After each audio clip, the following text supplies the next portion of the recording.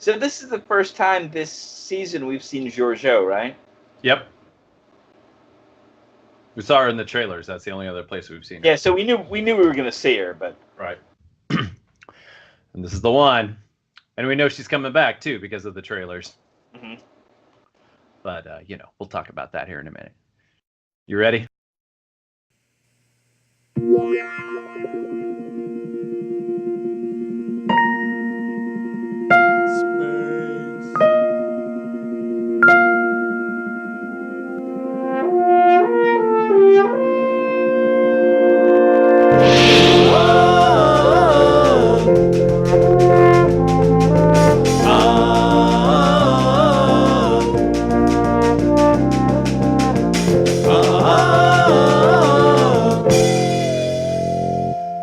So I'm just going to state before we get going, and I'm saying this because I don't want you to feel like, no, I'm changing my mind. It absolutely does bleed into everything I think about this episode, is that I did not love this episode.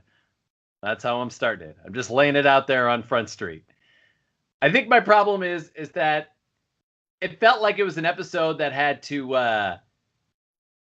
it was more than filler, but it was like housekeeping or something. It was just, we got to tell you what was going on with the Klingons. We got to get Ash off of Kronos as quick as we can. We want to introduce Georgiou before we introduce her again. And stuff of interest happened, but I didn't feel the weight of it in this episode. So that's where I'm coming from as we go into this episode. My name is Matt. We are the Brothers Who Trek About. We're talking about Episode 3, Season 2, Point of Light. Actually has a reference to something that happens in Next Generation, and we'll get there. But before we do, let's talk to my brother in Houston, Ken. Say hello, Ken. Hailing frequencies are... Wait, no. Wait, there you are. Hey, I am here. Lucky thing. Why don't you give me a quick overview about how you felt about this episode? See if I'm crazy. Hold on. I wasn't thrilled. I mean, I thought it was a good episode, but I thought last week was a great episode. I felt like this was a building episode. They're laying some stuff out. We're finding out about what was going on with Tilly. So I think that's the end of Act 1 for the Tilly story that we've been dealing with. I don't think it's over.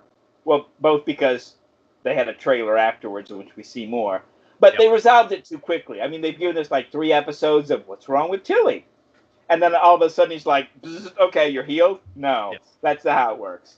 Right? But, now we've got, it's the end of Act 1. We know something. We've moved on. From now on, it's going to be a different kind of a problem.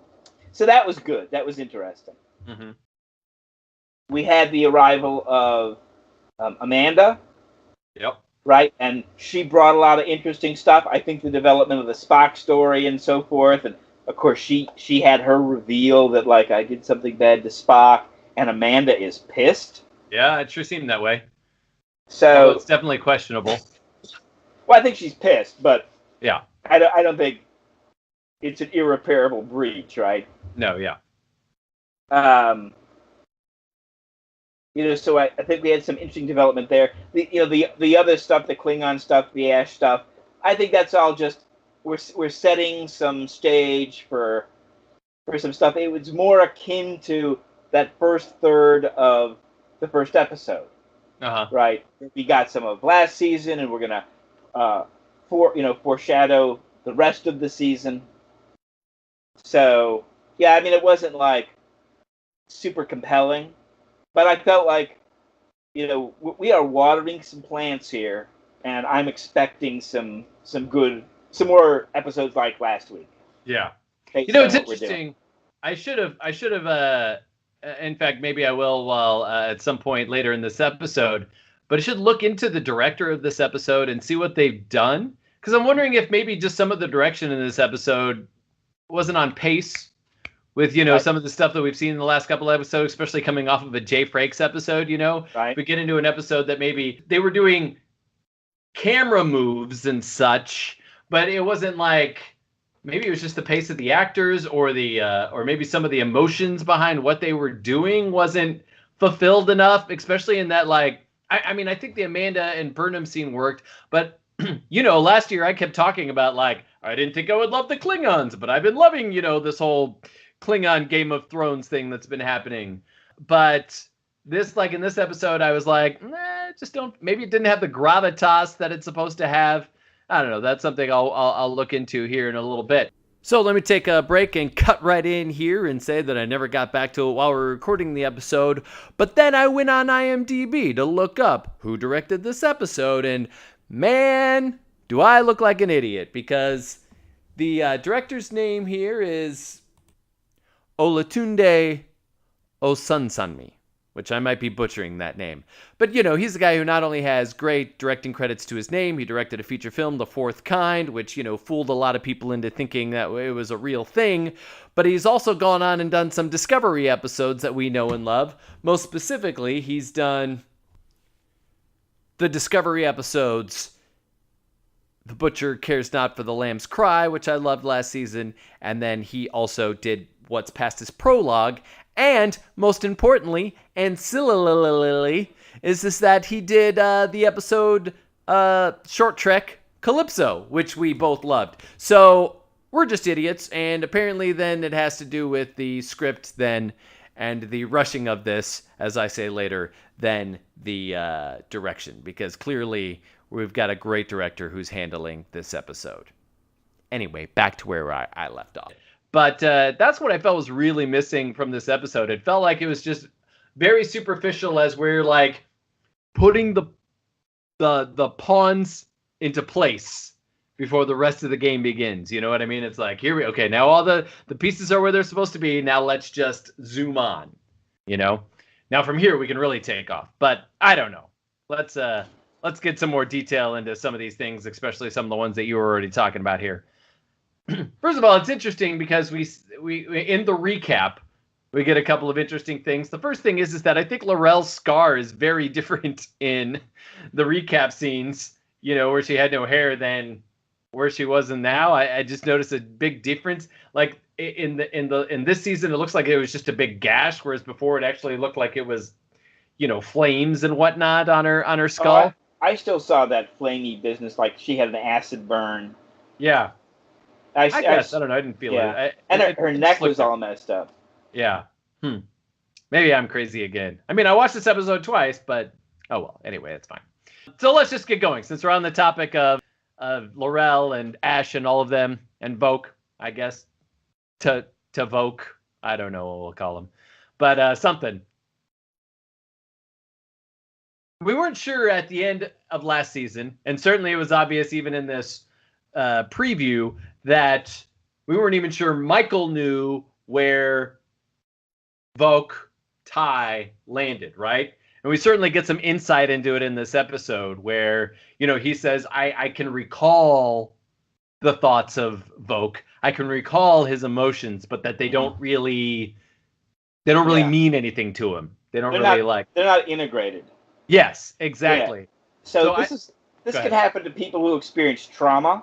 Mm-hmm. Right, where the events of the incident, let's say it's a combat situation and you've got some post-traumatic, right. And it's like I was outside of myself and I was watching it, and so when you relive it, you're like, oh, look at what they're doing, look at how awful I'm behaving. I can't believe that guy me is doing that, and it seems like he's got that kind of distance from Voq anyway. Yeah. And this could be this could be like how they integrated him into because of course they're like combining mentalities, right? Yeah. Like how does that work? And so it could be a problem in that process, but it could also be a result of the trauma of integrating two personalities. Yeah, that's true. Like on a both physical and mental level, because we know that somehow they were meshed. We heard in the last season about how, like, he was missing part of his leg. Yeah. Yeah, exactly. Yeah, none of that sounds good. But it could also be that when they overwrote the Tyler personality, mm-hmm. It became the dominant, software. Yeah. And overwrote the Voq, and now all that's left with Voq is, is like storage. There's no actual functioning in the software, right? Yeah. It's like he's been updated to Windows 10, and there's no more Windows 7 functionality there. Yeah. But maybe it does seem like from time to time, especially in the way that he handles the Klingons and whatnot, it certainly seems that like some of that information is accessible. Like you would go, Right. what would Voq do in this situation? And the Voq side answers, you know, Right. or something. Yeah, it's hard to tell what exactly is going on in there. So again, maybe I feel like the gravitas is missing from the Klingons this season. But you remember last year I kept talking about how I like the as I wrote here, the Klingon Game of Thrones. Kling Game of Thrones. It's hard to say. Kling Game of Thrones. It was easier to write than it was to say. But I feel like I might be already over it this year. I don't know. What's your overall feeling about the Klingons so far? Over the last 2 seasons. Well, I certainly feel like what we saw this last episode felt like kind of where we've been with the Klingons. They feel more like familiar Klingons.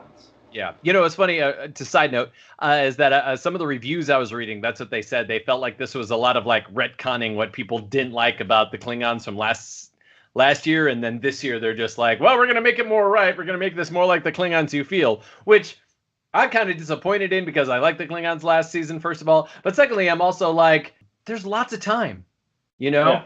I bring this note up later, but I'll say it now, is that the Klingons that we know later of the honor system and all of that things that they discuss are so far away. We don't get that in the original series, right? There's not a lot of talk about like the Klingon honor and all of that stuff, right? Because it's a lot of like Kor off on his own and all of those things. These Klingons, these sort of like one-off Klingons that we don't really get to know. So it's like none of that stuff really appears until technically Next Generation, although we start to see it obviously in The Undiscovered Country as well. So it's like you can let them grow. Which is where in the timeline, I mean, in terms of like making Star Trek. I'm sorry. So let's see. Star Trek 6. Undiscovered Country. So that was 1991. Right. So and obviously Next Generation started in 87. Or 87. Yeah, the 87, 88 year. So I think by that time they've already started with they've already kind of figured out that they were moving Worf in particular and the Klingons with him into this kind of honorable warrior culture. Yeah. They do all the development of Klingon society in Next Generation. Yeah. We get none of it in the original series or the movies. Which is what I'm saying is like we didn't have to retcon everything right now. You know what I mean? Right. And in one episode. This is also part of what I feel I don't like about this episode, and we'll get into that in a minute here so we don't sidetrack ourselves too far. But it's just like, why not let them grow into who we see in Next Generation? We've got plenty of time. I mean, we got even 10 years before the original series. Let's allow them to become something before we go automatically and like knee-jerky because people in the Star Trek community don't like it. Let's retcon them right away. Yeah, I felt more like they'd had, like a big change, right? You've got many houses now. Okay, we're going to bind together. Yeah. We're going to change Klingon culture. And that means that you're going to have to, things are going to change. Mm-hmm. So I kind of felt like we were just seeing some of the changes that came about because of the war. Yeah. I mean, it all fits in story, but I just feel like, again, it happens so quick. So, as always, L'Rell here is fighting for a united Klingon. But there are still people who want the 7 houses to be separated. House Kor, for one, right, with Kol Shah. He said that the 7 bright spots in the sky were blood about to be rained down upon the Klingons because of L'Rell and her human consort. I actually liked that bit. That was actually good. Then Ash tells, Kol Shah to remove the paint from his house on his face, and then they get into a fight, and then we later find out that paint is actually has a transmitter in it so that they can listen in, and bad things happen because of that. But that I like that part too. Which, of course, then, we get this whole second thing, which sort of happens out of nowhere as well, where we find out that L'Rell had a baby, with Voq before the Ash transformation. And so then she had the baby out of utero because they needed a reason that she didn't look pregnant in the last episode. So that was really weird. As soon as then, Ash finds out and then goes to tell L'Rell, and L'Rell and him find out. They decide that they're going to now be together in such a way. Ash is like devoted to her now, and but we got to go get the baby. So they go and try to get the baby, and then what happens? Kolo Shah has kidnapped the baby, and so then they go and they in person go to Kolo Shah, and they're like, "Hey, let's fight over this." And so then they fight, and then Kolo Shah trickily uses that electric thing and is about to kill them, and then that's when Georgiou shows up and saves the Federation, which kind of bugs me because I'm always, especially when I'm writing something, but even when I'm like watching a movie or a TV, the Deus Machina thing drives me crazy, right? Like I'd rather the people in the situation figure out the way out. You know what I mean? It always kind of bugs me when they get out of a situation because one lucky thing just happened to happen, and in this case, it was Georgiou who pops in to save the day. Although it's certainly a cool entrance for her. Yes, no, super cool. And just before the commercial, too, so you can have that moment of like, oh my gosh. So anyway, just to wrap up this storyline really quickly, and, pop in if you got anything you want to say on any of this. Georgiou convinces L'Rell to pretend to kill Ash and the baby. Then in the next scene, we see her, in front of the High Council holding up the heads of both Ash and the baby, saying that, hey, I'm going to take over. I'm going to be the mother to all of you Klingons. And hey, while you're at it, call me mother. Very Queen Elizabeth. Oh, is that? That's where that came from? Yeah. I figured that had to have some sort of historical context I didn't know. Yeah, so, Elizabeth, at some point realizes that she has to, that the way she's going to be the queen, that she's got to govern, is to be maternal, right? I'm going to be the mother to the country. And so, she decides she can't marry because, she can't take one person and elevate them to the position of her consort. Because even if they were merely her husband, I mean, queens had a lot of power and were able to intrigue and do stuff like that. But having a man in that position would be too much power. And he would be constantly a focus for intrigues. So, you look at her mother, the Boleyns, and how the Boleyn family had schemed and the Boleyn family had done this, it had gotten her brother and her father as ambassadors and, all this kind of stuff. And she was like, I have to get rid of. She had the relationship with Dudley early. Gets rid of all that. I'm going to be the mother to the country. I'm going to sacrifice, which is kind of crazy because her father was so desperate to have an heir, and she's like, I'm going to throw away the possibility of an heir. She had the advantage that her aunt's son was now the King of Scotland, so her cousin. So she could, in theory, like unify the island. I'm gonna give it all to my cousin James. But so she's adopting this very Elizabethan tone. So then we see Ash and the baby on board the Section 31 ship. They're taking the baby to a monastery to praise the great Kahless. Now this is interesting. So here's our tie-in to the Next Generation, by the way. So the planet they're going to is the planet of Boreth.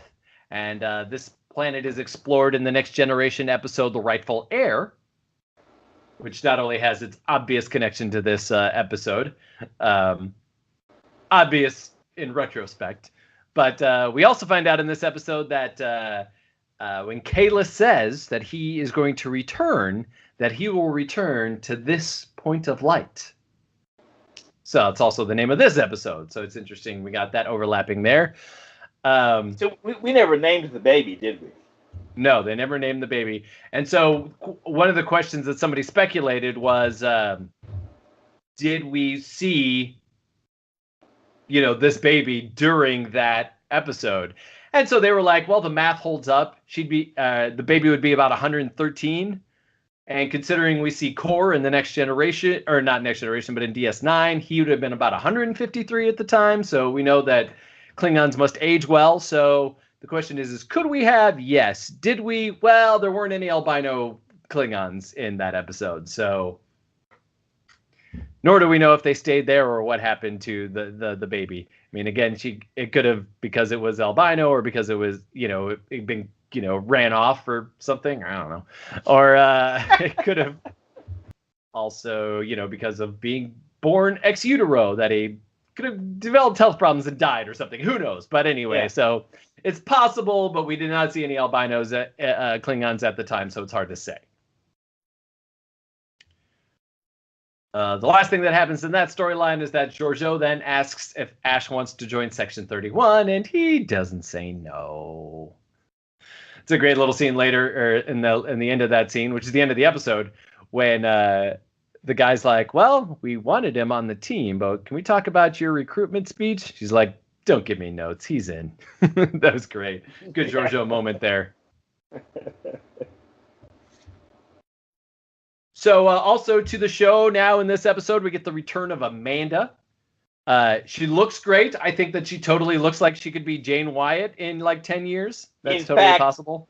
So Charlie, my 8-year-old granddaughter, who I'm watching the show with, establishing a next generation of Star Trek watchers, because we're watching it live every week. After the episode, she's like, I want to watch another one. I'm like, we can't.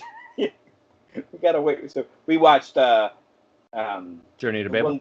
The one where Spock is a child again, and he the animated episode. Oh, the animated episode. Yeah. Sure. So we learned a little bit about Spock's childhood. I love it. But she thought that this is the Amanda I remember from Journey to Babel, because we watched that episode. She thought that it was very similar. It was the same character. That even though she knows it's a different actor and it's a million years later. Yeah, exactly. We also get a little. I think Amanda's a little more feisty in this episode.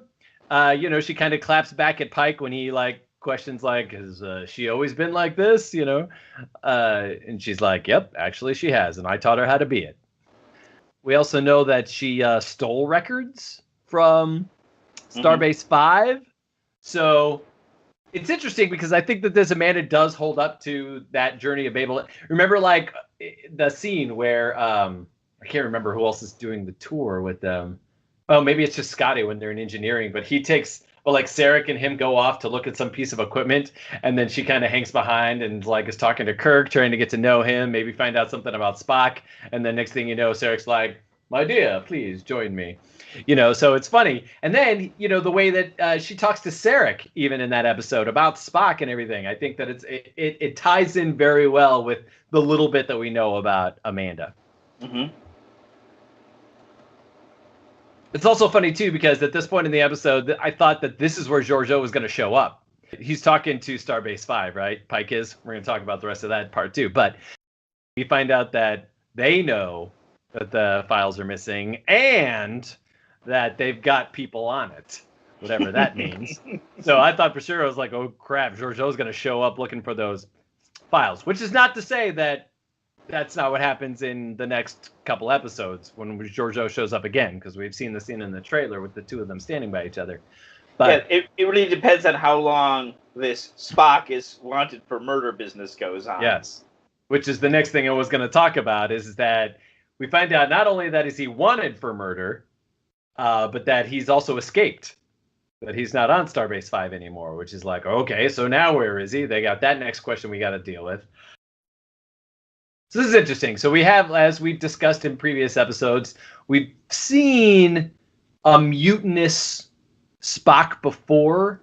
Yep. He's never killed anybody, but he's definitely knocked some people out, or Vulcan hand pinched some people. So obviously this has got to be some kind of setup, right? Oh, yeah. The question is, by who? Who's setting him up, and why? Dun, dun, dun. The questions that bring us back. Well, certainly our three don't think that Spock is capable of this either. So Pike orders Burnham to open the files.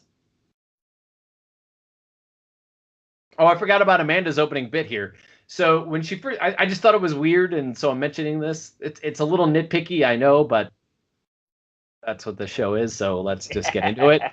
That first moment when they come off of the transporter, Amanda hugs Burnham and then whispers in her ear, "Don't react, but Spock needs our help." And you're like, okay, that's weird. You know, like a moment of like, hey, can we go talk in another room, or don't say anything? Let's go over here. You know, like that's all we had to say. I think ultimately it's because structurally they had to go to the opening credits. So why not leave it on kind of like a dun dun dun, something's about to happen moment, you know, like right, they like right. to do. But it was like, this is weird. Anyway, Spock's diagnosis, we find out something about that. The biggest thing we find is that he has extreme empathy deficit, which, as we know from the previous episode, like that was why Sarek wanted Burnham there in the house in the first place, was to teach him empathy. And then the fact that whatever Burnham has done to chase him away is probably caused that, maybe, possibly. But we've also got like the established Spock backstory, right? Which we see in the cartoon episode, and we also see in the reboot JJ Trek, right? In which the other Vulcan kids don't accept him as a full Vulcan. They basically see him as a human because he's too emotional. You know, he hasn't mastered the hand grip yet. And, yeah. You know, whatever it is. You know, it's fun watching the cartoon episode because he's like asking Spock, do you think I'll ever master the the Vulcan pinch like you have? And of course, Spock says to himself, I dare say that you will. You know, fun stuff. Love it. That's great. Yeah. You know, we see him in the JJ Trek. He gets into a fight with other kids, and there's blood, and you know, he's scrappy the way Amanda tells us, you know, the kids ought to be, right? But also, he's got this emotional side that he's got to deal with, and you know, at the end of the animated show, older Spock tells younger Spock, you know, well, the thing about being a Vulcan isn't that we don't have emotions; it's that you have to learn how to control them. You know, so like this is his core struggle, and whatever Michael Burnham has done is only a part of his story. He's still got all kinds of stuff he's working through. So it's only the first part of Spock's story, right? That's leading us into the original series. We've got it. Yeah. We know these two things about him. So let's like move forward and hope that it's not a true you know, I had the word, but then it disappeared on me. But the his dispassionate side of his emotions. So, but Amanda does agree to the possibility of psychopathy, as she says. But of course, Burnham feels like it's on her, right? Amanda says at this point, like, you know, he didn't have a regular childhood. I couldn't love him because Sarek didn't want me to. I couldn't let him express his love for me, you know. So, of course, you know, we always hear, too, that that's one of those, like, things that drives people, that crazy people say, right? Is that it's like, my mom never loved me or blah, blah, blah. It's like, okay. So anyway, so she feels like it's on her. But, of course, like, Burnham definitely feels like it's on her as well. And it could be neither of them. Right, yeah, who knows? I mean, it Spock could be the Red Angel. Well, Spock may say by the end of the thing that, like, no, is because that, in a sense, the way Spock describes it in Journey to Babel is that his problem is with his father, right? Mm-hmm. Not with his mother. Yeah. Now, of course, we've never heard about the sister, but that's because she wasn't created, right? Not because, you know, they were not because he was pissed off at her. Yeah. But you know, so I don't want to invest too much into, well, it was really Amanda or it was really Michael Burnham, because Spock's own words tell us this problem with his father, and Mark Lenard plays it the same way, right? Yeah.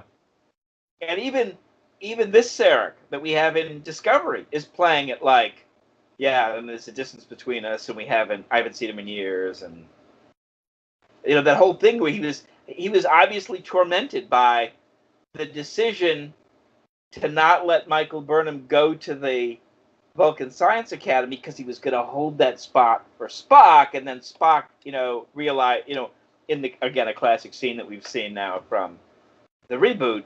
Mm-hmm. Wait, you're what now? You're doing me a courtesy by letting me apply? Oh, well, in that case, I'm out. Yep. Starfleet for me. Thank you very much. Thanks, but no thanks. And again, the feisty Spock. Yep. So, I mean, we have a lot of established stuff in which maybe everybody thinks it's their fault, right? Yeah, that's true, yeah. Spock can think it's his fault, Sarek thinks it's his fault, Amanda thinks it's her fault, Michael Burnham thinks it's their fault. Mm-hmm.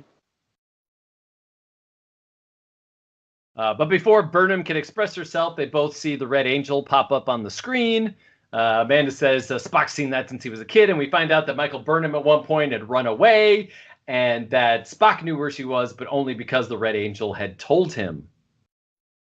Burnham then tells Amanda that she's seen it too, when she was left on the planet before Pike beamed in. But what she didn't mention was the camera thing, which again I would have we've got the proof we need to let everybody know this Red Angel's a thing, and she doesn't even mention it or show it to Amanda. Maybe she couldn't show it to Amanda. Still, I think that was an important thing of we've all seen it's a thing. It's for real. It is, yeah. It's a for real thing. Although Amanda doesn't doubt her either, so I guess maybe she doesn't need the exact proof. Then Burnham tells Amanda that it was herself that made Spock withdraw, not the Red Angel. Amanda thought it was the Red Angel that made him withdraw, and instead of Burnham says, no, it was me. Michael was worried that the logic extremists were going to use her against the family and didn't want to drag Spock into it too, so she wounded him emotionally somehow. I guess they're saving that big reveal for when Spock's on the show. Amanda then starts to put it together. Oh, that's why the four of us could never be in the same room all these years and nothing worked. Burnham then promises Amanda she'd find him. But then out of nowhere, Amanda kisses Burnham and says, no, I will. We've already kind of discussed this. It was it seemed like she was pissed, but I don't know. It's hard to say. Well, I mean, this happened a long time ago. It's a reveal, right? Right. It's not a... by the way, I just did this thing to him. Mm-hmm, mm-hmm. It's not Spock was fine till he stopped by right before he took leave, and I totally messed with his mind and, gave him some LSD and then threw him on an airlock and... That's fair. And you're like, what? What happened now? Then she'd be pissed now. Instead, she's okay, well, and Amanda may realize I feel guilty about what happened to Spock. Apparently, you also feel guilty about some of the stuff in the past. We're going through this together. It pisses me off that you did this thing and didn't tell me about it, but whatever. Right. My being a good, she's imbued a lot. She's taken in a lot of this Vulcan stuff, so she's got her eye on the mission, right? Right. I got to deal with whatever Spock's his problem is. I have to move on to the next thing. You and I can't work this out right now. No time. We'll get back to it later.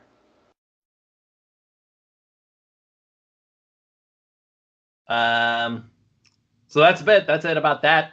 So that's all we get about Spock again. Another big tease. Maybe the next episode. I don't know. The Discovery did release a little video that just said Spock is coming. So I was like, does that mean the next episode he'll be here, or who knows?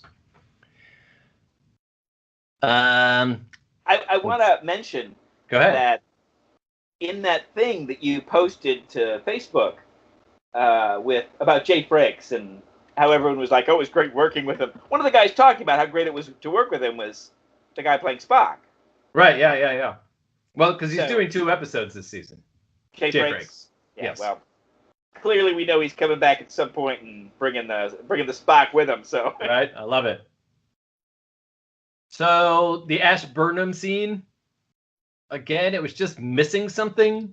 I didn't care. I'm not trying to be all down on it. I love the series so far. Just this episode didn't do it for me. And I didn't care about these two, talking and not talking to each other. You know what I mean? It's Yeah. Yeah, I just don't know. Something just didn't work for me in that scene. I can't put my finger on it. Again, Charlie was interested in the holographics. Oh, yeah, that was neat. I like the way Yeah. they filmed it again, but and maybe they just spent too much time trying to like don't move from this spot or blah blah blah. But just something wasn't there. I don't know if it just wasn't, if it was the acting or if it was the writing. I'm not sure which one that was. What was going on. And their relationship's got to be in like such a weird place. How could that not be awkward? And right. But it didn't even feel awkward. It just felt boring to me. I don't know. Maybe I was in. I watched it twice. I don't know. Maybe I was in a bad place this week or something. I don't know. I do love the moment when Pike is nervous about reporting, or when they see the consular ship. This is the consular ship. Where is the ambassador? Anyway, we see the consular ship, and Pike like goes right over to Burnham. Is like, maybe he's pissed because I had to like tell Starfleet about Spock's prior knowledge and that he checked himself into a psychiatric ward. You know, he's thinking Sarek's coming in to like rain down fire or something. Luckily, Burnham knows, Sarek well enough to be like, you did what you were supposed to do, and was able to talk him down. You make a joke, but there was a woman on that ambassadorial ship with some stolen data tapes. That's great. I also thought, too, this is another example. I think it happened twice in this episode. But, we've discussed before about, like, Burnham is the true lead of the series, right? Right. So we're giving her moments where she is the lead. And I thought that this was one of them, right? She's talking down the captain who's a little bit anxious about something that's not, blah, blah. And, of course, later she's also the one who kind of says to Tilly, like, you don't need a sick bay. You need Stamets, which I thought was also a great line. Yeah, well, she went through the logic of, well, if this was your own mind doing this, it would have this, that, and the other thing. It wouldn't ask these kinds of questions. Right. This is like, what does God need with a starship? I thought you were like, a divine being, and suddenly yes, you're like, exactly. I need a mode of transportation. Like, what? So we get the return of May, the mysterious friend of Tilly's in this episode. I thought different than you because I thought that the story was over. I was like, we're just gonna attribute it to the fact that it was, the dark matter and the spores and blah blah blah. But no, onward we go, and I agree with you. And we saw it in the trailer for next week that this is going to go on and become a continuing story. I have some interesting questions about it, but let's hit it real quick here. Of course, this all ties back to last season. Remember we saw that little spark, and they replayed it for us in this episode in case us we did forget. So that little the little spore that lands out on her shirt. I didn't. I'm going to say I didn't like it, but that's not what I meant. The scene where Tilly loses her shit on the bridge, and it's like talking to May and whatnot. Like, that scene was like, it was so good. It was like the best scene in this whole show. And I loved Pike's facial expressions during it. Yeah. Yeah, he was totally like, what is going on? Yeah. There's definitely something wrong with her. Yeah. Yeah, it was it was like mostly concern, but there was a little bit of irritation and like bewilderment all mixed together. It was the perfect Yeah, he's so good. But yeah, so that episode made me sad because it was because poor Tilly. We just want the best for Tilly. But I think we get the thing at Sarek at the end, right? So of course there's still we're gonna get a scene where she's like back with the captain and has to be like, sorry, whoops. But so we get the thing from Saru where he's like, well, I don't know the captain well enough to know how he'll judge, but he does seem to have a sense of humor. So and he likes you. Yeah. Yeah. So we get a sense that her command schooling thing is going to continue, and she's going to work with the captain, and which will be great. I like more Tilly captain scenes. That'll be great. I do too. Yeah. So we found out some interesting thing about the spore or whatever it is that's going on in this episode. I mean, it is a spore, fungus, bacteria, whatever. But did she mention in the last episode that either her planet was dying or her planet needed help or something? Didn't she say something like that? Who? May. I thought that she said something like that in the last episode. I didn't have time to go back and look, but I'm almost positive she said something like that. So, and we know she has a plan. Right. And even Tilly says this, she's grooming me for something. So it's weird that it's I mean, of all the people you would tell, like Tilly would be the person. She'd be the most compassionate towards whatever your problem is. So like, but she also doesn't seem to like Stamets for some reason. We know he's been in the the other universe, the what do they call it? The quantum realm? No, that's Marvel. Whatever, in the Sporeverse. Network.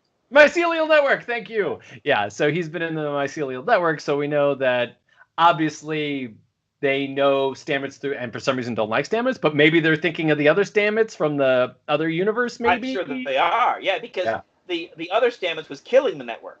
Oh, that's right. Oh, well, maybe that's what it's all about then. Yeah, maybe it wasn't my planet. Maybe it was my people.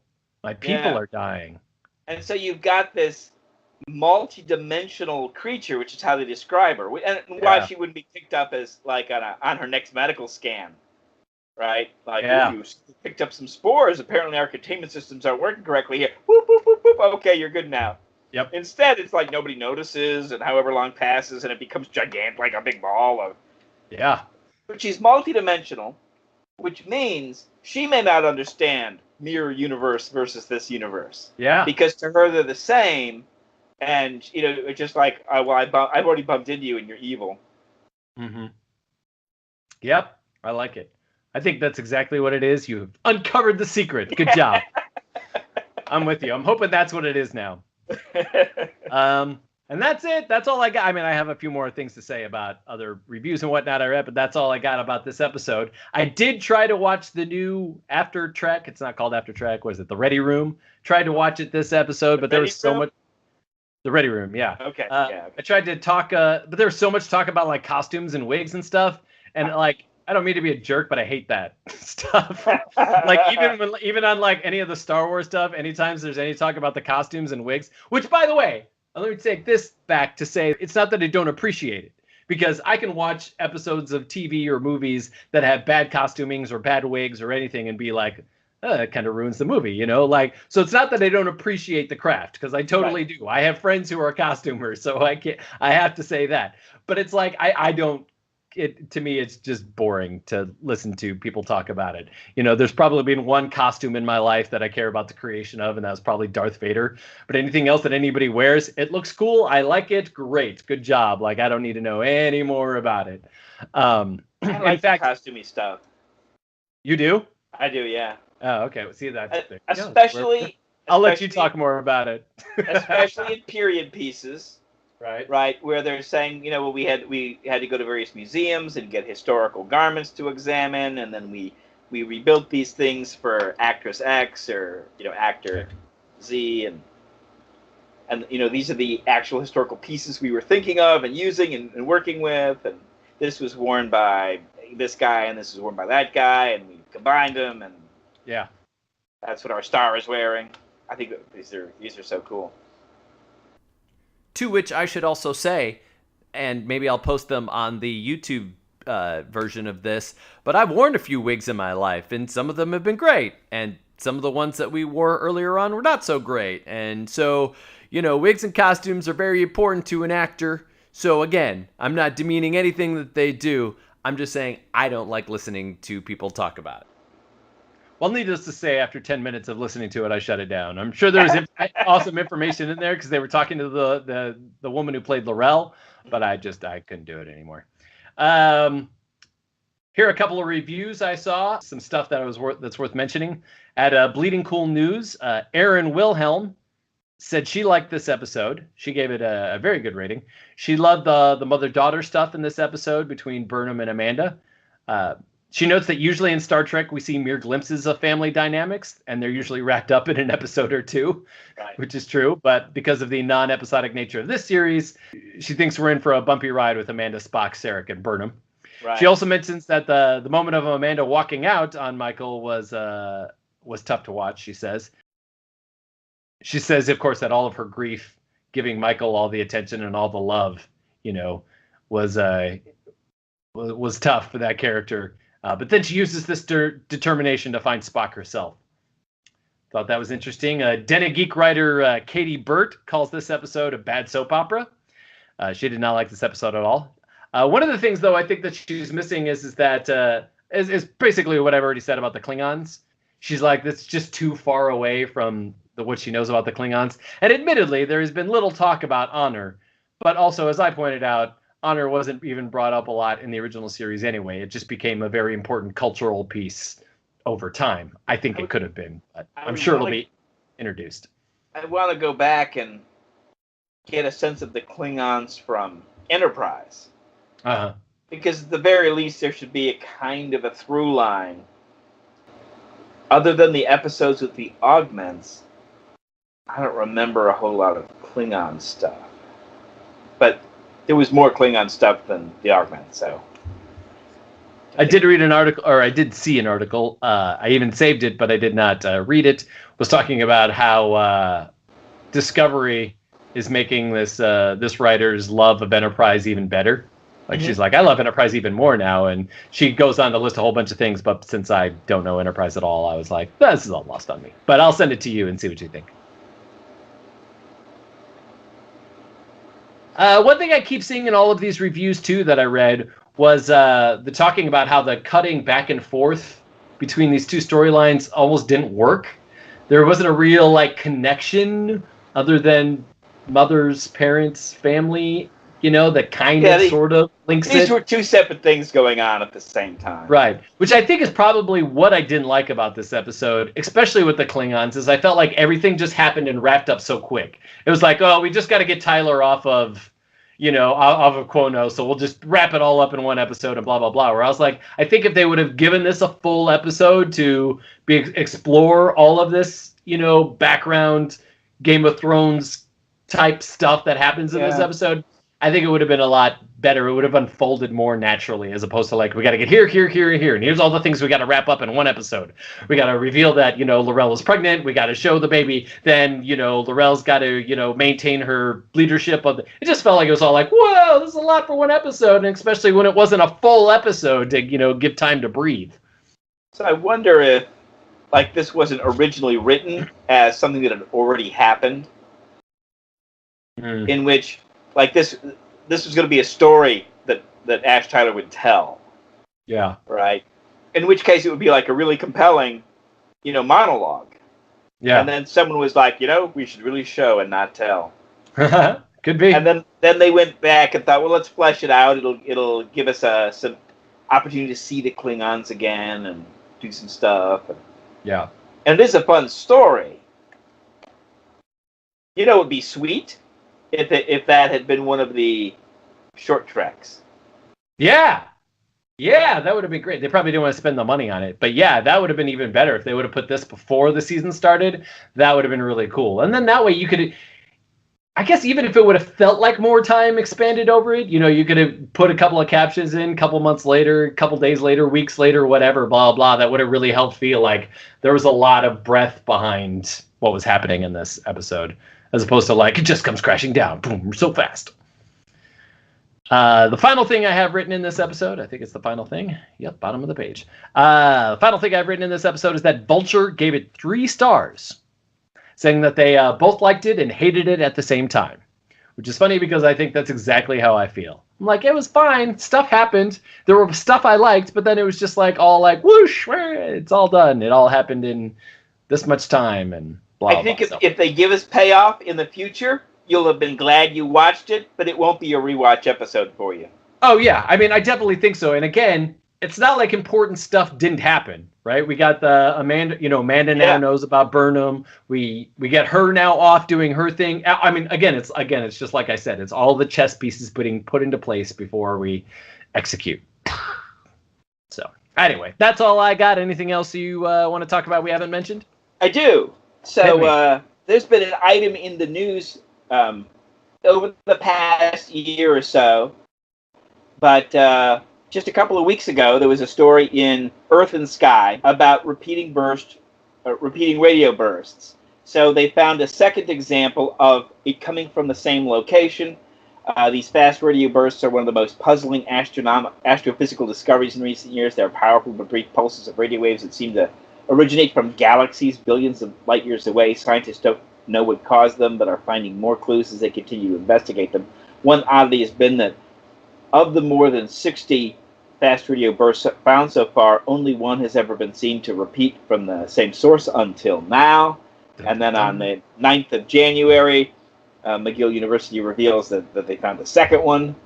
And, so there's kind of this mystery to it, whatever the source. So this is a cosmologist at McGill saying, whatever the source of these radio waves, it is interesting to see this wide range of frequencies. There are some models where intrinsically the source can't produce anything below a certain frequency, but we're seeing these deep, low frequencies. It's very interesting. They don't know what causes them.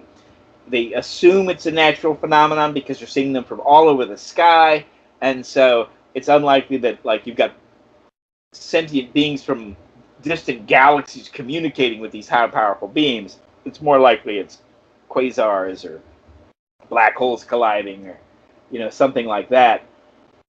But what you get is, here's this natural phenomenon. It's in the news. We can rip it from the headlines, Law and Order style. Right. We're going to call them red bursts. We're going to confine them to our galaxy. And suddenly you've got feels like reality, science-based, kind of thing going on in Star Trek to organize our season for us, right? Because I think the season's kind of going to be organized by these red bursts. Yeah. So I just wanted to point out that there's this real astrophysics phenomenon going on that reminds me of the red bursts, and it's cool that we're getting a rip from the headlines kind of approach to this organizing phenomenon. Yeah.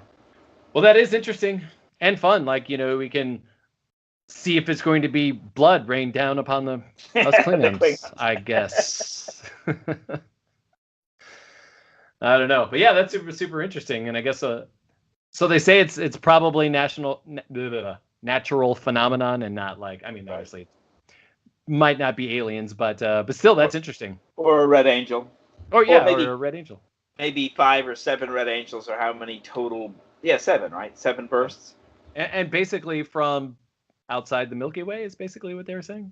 Yeah. So the one they found is in some remote galaxy that they've got this picture eye up in the Gemini Observatory has a shot of it. Nice. Well, great. That's awesome. And I guess we'll leave it there. That's it for this episode of The Brothers Trek About. As always, my name's Matt, and coming to us from Houston is my brother Ken. Say goodbye, Ken. Live long and prosper. There we go, and we will see everybody for next week's episode of Star Trek Discovery. Bye!